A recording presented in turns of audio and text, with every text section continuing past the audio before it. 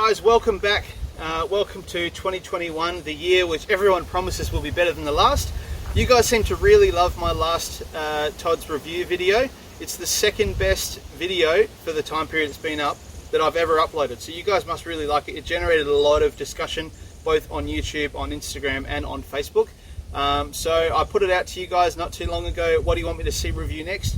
And your choice was this. So sit back, grab a cuppa or a coldie, and let's have a bit of a talk about the Oztent Foxwing 270-degree awning.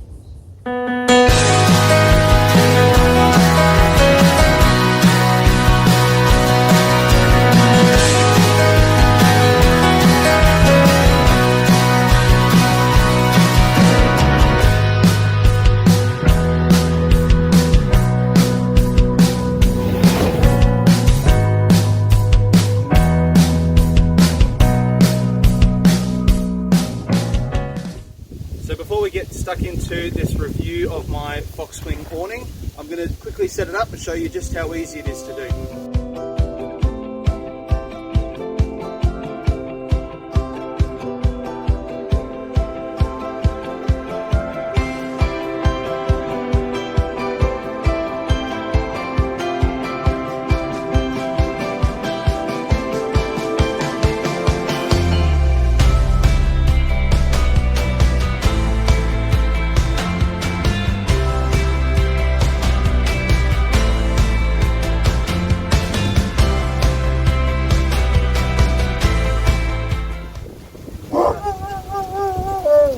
And that's pretty much it. The good thing about the setup I have at the moment is if it's not a very breezy day, I can just throw it out like this. So this just attaches to the back of my alley cab.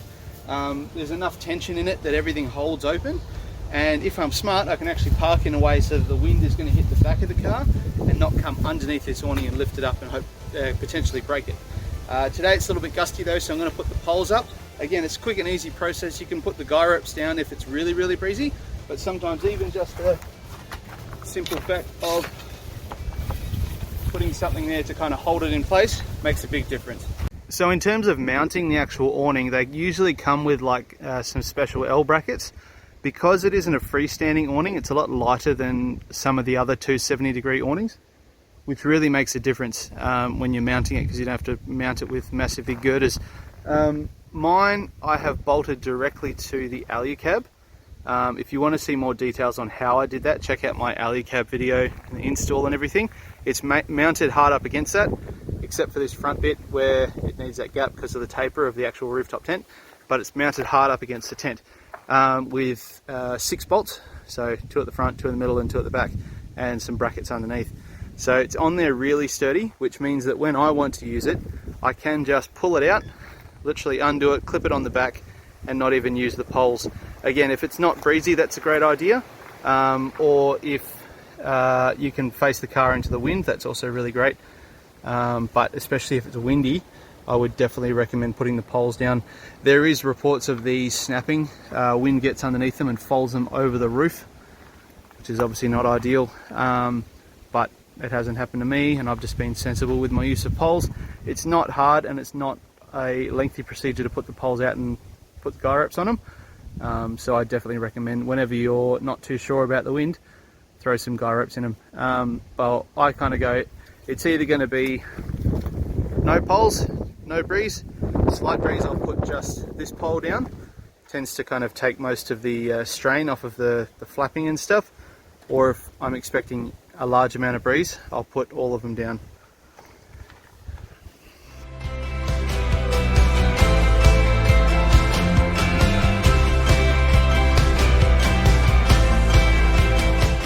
So let's go through the list of things I do like about this awning.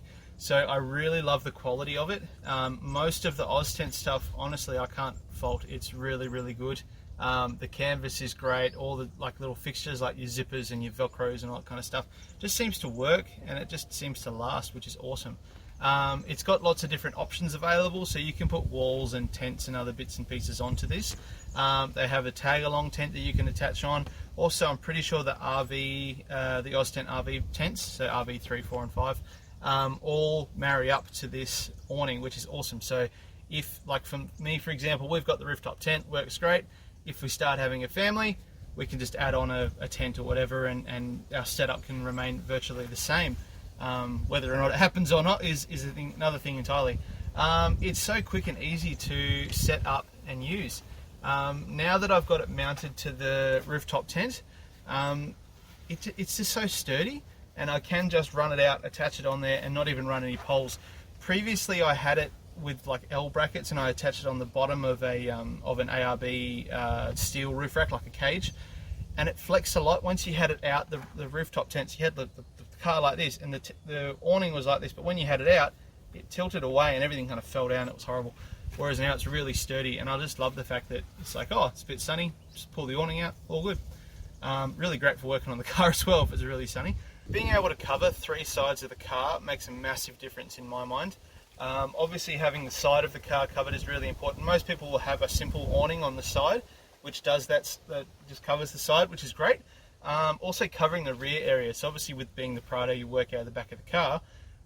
You want to have that covered out of the rain, and so some people have 2 awnings. They'll have one on the side and one on the back, which leaves this kind of corner section where there's no protection, and I think that's where a 270-degree awning just does it so well. There's heaps of coverage. I think it's 2.4 meters or something from this point all the way around, which is great. And it's everything just works. The poles on it are great. I love having the aluminium poles, which are just nice and easy to use. One thing I will make note of, which is a thing I like and don't like, which is real middle, is the bag, the awning bag. So when I very first bought this a number of years ago, it came with an old, like almost canvasy kind of bag with like a plastic covering on it. That faded and scraped up and fell apart very quickly. I ended up buying a replacement one. This was like a proper like PVC kind of material. That still broke down. That ended up with some rips, and the plasticky PVC part wore away, and you saw all these like canvasy fibers underneath, and it faded and it looked pretty horrible. I wanted to get a new one, and I managed to find one. I think the brand new one they sell at the moment has got Foxwing in massive big letters on the side of it, and I thought it looked nice, but it was a little bit ghastly. And then I managed to find this one, which I don't know, I think it's a slightly older model, is a black one. It's got the logo there, but it also has the bag and everything, so the poles and everything go up with the awning, which is awesome, because that's one thing I struggled with, was having this long bag of poles, trying to fit it in the car or in the tent or whatever, and it was just difficult. So that is a massive improvement. And while I could say that the quality hasn't been great, because I've gone through, this is my 3rd awning bag, every one has been that little bit better than the last, and as such it shows that they take on board feedback from customers and say, my awning bag doesn't work, this is the problem. Okay, cool, we'll make another one, we'll improve it. And they've done that, and it's several iterations later, and I think this one is perfect. I can't see it going wrong at all. So props to Oztent for doing that.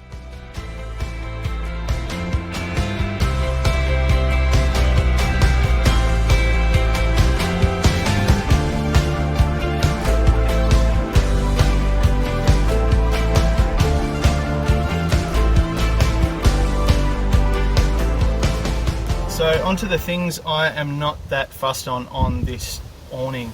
I had to really dig deep to find a list for this, because honestly this awning is amazing and I really like it. I'm not going to compare it to a freestanding awning, so something like your shadow awnings or 30-second awning, ostrich awning, that kind of stuff. They're big, they're heavy, yes, they don't need poles and all the rest of it, and I'm sure they're fantastic, but they're super heavy and they're also massive, which kind of looks a little bit unsightly on this car. So I like having it small. So I'm just comparing it to other, I suppose, non-freestanding awnings. And the big benefit is you can have this as a freestanding awning in some conditions, being careful, which is a massive big bonus. So things I don't like about this awning, probably the fact that when it wraps around the car, you have to really position it correctly, and even then it doesn't quite, it's like 265 degrees and not 270 degrees. It's that little bit. So where it goes over the back of the car here, there's a bit of a gap. Usually not a problem, because we face the car where the rain's not going to be, and then once the tent's up it creates a bit of a cover anyway. But it would be nice to have the awning come right around that 270 degrees. Again, I think it's a design with the hinges. and I'm sure they intended it to go right the way around and it stops that little bit short, but yeah, you can like stretch it and get it to do the thing, but it would just be nice if it did it straight out of the gate. And my final little con about this awning would be the lack of like fixing points underneath, which sounds, it is a little bit petty, I suppose. I'm really digging deep here for things that I don't like, but I'm trying to give a really honest review. The fact that I've had to add my own lights, and it's also been really difficult to add them in. I think even just a few little loops, or maybe like some like Velcro backing where you could stick something there, or anything, maybe there's something that's built into it, I'm not too sure, but it would be really cool if there was something there and available for that. Now, the time you've all been waiting for, obviously, I've been waiting for it because I've been doing this video, is putting a score on this. And it's been kind of difficult because I really like this thing and I really don't want to just go, it's perfect, turn it on. And I also don't want to be like, oh, just weigh all the little picky things, because really they don't mean too much. And I think overall, like, would I get a different awning? Am I happy with this? Is there something else that's better? I don't know. I'm gonna have to give this like a 4.5 out of 5, I think. Big 4.5 out of 5. And like, of the 2 videos I've done, that's obviously the best score. But it's awesome, and I do find it difficult to find faults with it. And even in, okay, let's fix those faults, is it really gonna make it better or worse than other awnings, or is it worth changing to a different awning? I really like this one, so I'm gonna keep it. And I give this, the Foxwing awning, a big 4.5 out of 5. Little things like having the lighting on there, having it actually like close up completely over the back door, those little things could be improvements, but again, I'm really happy with it as it is. So guys, thank you very much for watching this review. I hope you've enjoyed hearing my thoughts on my Foxwing 270-degree awning. Again, these videos have proven to be very popular. I'm really interested in making more, so if you have any suggestions, any ideas on what I can review, any of the gear on the car, anything I use for camping, leave a comment down below and I'll make sure to get back to you, and I'll definitely consider it for the next one. Also keep an eye on the Instagram, because that's where I do a lot of my talking to audiences. So jump on my Instagram, Prado120 Adventures, and I'll catch you on the next video. Cheers.